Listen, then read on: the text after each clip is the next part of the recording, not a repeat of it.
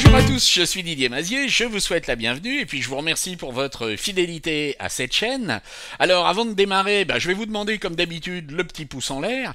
Je vais également vous demander de vous abonner si ce n'est pas fait, d'activer les notifications pour être prévenu des sorties des vidéos. Alors certains me disent oui je suis abonné, j'ai la petite cloche et je vois pas arriver vos vidéos. Alors ça, je suis désolé, il faut demander à YouTube.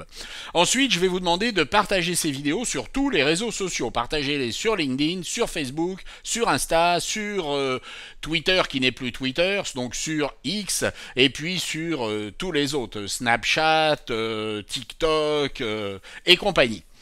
Alors nous travaillons beaucoup sur Photoshop. D'ailleurs, j'ai pondu des bouquins sur Photoshop. Donc il y a un gros bouquin qui est sorti sur Photoshop 2023 aux éditions ENI.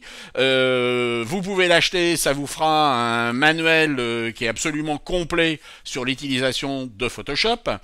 Et puis pour ceux qui ne s'intéressent pas au compositing d'images mais uniquement à la retouche photo, ENI a édité, et c'est assez intelligent, un petit bouquin qui, vous le constatez, est beaucoup moins épais et qui concerne essentiellement les fondamentaux de la retouche photo. Donc vous pouvez vous procurer ces bouquins dans toutes les bonnes épiceries. Et puis d'autre part, je travaille également beaucoup sur Illustrator. Et nous allons, cette semaine, la semaine prochaine et la semaine d'après, travailler sur Illustrator. Donc je vais m'adresser aux graphistes. Je vais essayer de mettre les bons mots-clés de façon à ce que ceux qui ultérieurement cherchent comment résoudre ces problèmes puissent les retrouver. En attendant, on va se mettre au travail immédiatement pour découvrir une première astuce sur Adobe Illustrator et qui est vraiment très intéressante. Alors au boulot! Nous allons régler un problème très simple et connu de tous ceux qui ont eu à réaliser des étiquettes, que ce soit pour du textile ou d'autres produits. Nous avons une forme et nous voulons obtenir une forme qui soit à l'intérieur et qui puisse se placer au centre avec une marge qui va être la même tout autour. Par le passé, on pouvait réduire cette forme en appuyant sur la touche Option et puis en réduisant avec la touche majuscule pour être homothétique. Alors au passage, on va pouvoir l'arrondir, ça va nous permettre de voir d'autres questions qui sont également très intéressantes, mais on ne peut plus travailler comme cela. On peut s'en sortir en appuyant sur l'outil de mise à l'échelle, en recliquant sur le milieu, et là, comme par le passé, en appuyant sur la touche Option sur Mac ou Alt sur PC, vous allez pouvoir, avec un curseur qui, vous le constatez, a changé de forme, opérer une réduction. Et j'opère donc ma réduction avec en même temps une duplication. Par contre, la marge n'est pas la même puisque étant homothétique, il faut qu'on soit bien dans la diagonale et nous n'avons donc pas la même marge.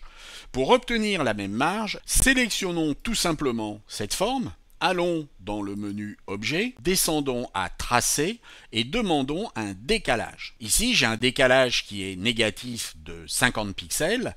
Je vais donc faire une réduction, mais si j'avais opté pour 50 pixels en positif, j'aurais opéré un agrandissement. Il faut par contre bien comprendre que en réduction, vous ne pourrez pas forcément obtenir un arrondi si vous n'êtes pas dans les valeurs limites de cet arrondi.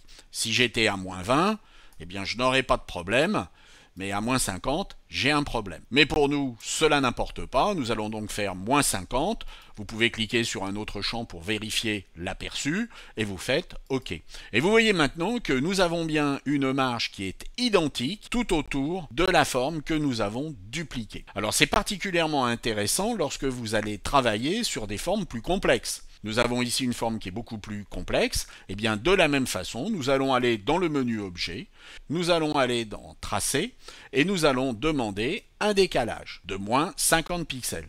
Par contre ici, nous n'allons pas demander un arrondi, nous allons donc demander de suivre les pointes, et nous allons faire OK. Et vous voyez que nous avons maintenant une nouvelle forme qui se trouve à l'intérieur de la première. Alors c'est un système qui va considérablement simplifier le travail que vous aurez à faire sur des étiquettes ou des formes que vous voulez imbriquer les unes dans les autres. Alors j'espère que cela vous a intéressé, j'espère que cela vous sera utile, et puis je vous donne rendez-vous la semaine prochaine pour une autre astuce sur Illustrator qui, je suis sûr, vous intéressera. À très bientôt. Au revoir.